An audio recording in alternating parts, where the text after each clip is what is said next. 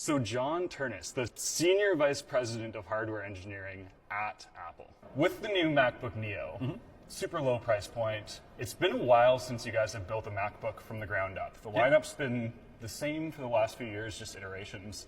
How was it from a hardware perspective to start from scratch, restricted by this new low price point?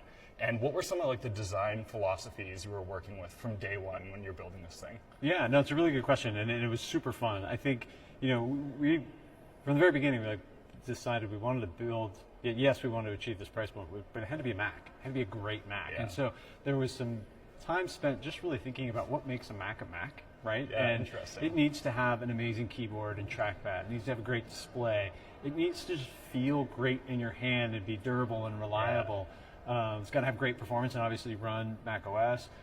It's got to have great battery life. And so we kind of had these things that are like, this is it. And of course, also recognizing that we have this incredible lineup. We have MacBook Airs, we have MacBook Pros, so we could let the MacBook Neo be the MacBook Neo. And so to be then from so a you have blank some sheet of flexibility paper, there to make it its own thing and not necessarily. And I think you see it with the design team, right? I mean, all these beautiful colors and the design is it's not the same. It's not a MacBook Air. It's a different product.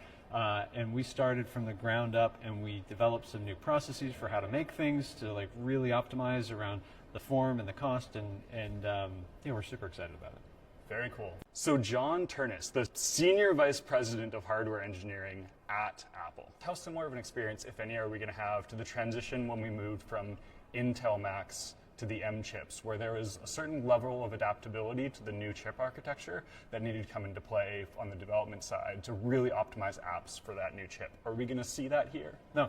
I mean, I think the beauty is there we were switching architectures, right? We were switching from the Intel architecture to Apple Silicon. This is all a common architecture, so it just works is kind of the short answer. That's great news. I think a lot of people had that question, so to hear that from the horse's mouth, if you will, that's pretty incredible. Here's everything you need to know about the brand new budget iPhone 17e in 30 seconds. Available in 3 colors, soft pink, white, and black. Coming in at $599 USD, and for that price, you're getting the latest A19 chip that's on the base model 17. You are only getting a single camera, but it's the 48 megapixel Fusion camera, which has crazy good zoom and macro performance for what it is. By far the biggest upgrade from last year, it now has MagSafe.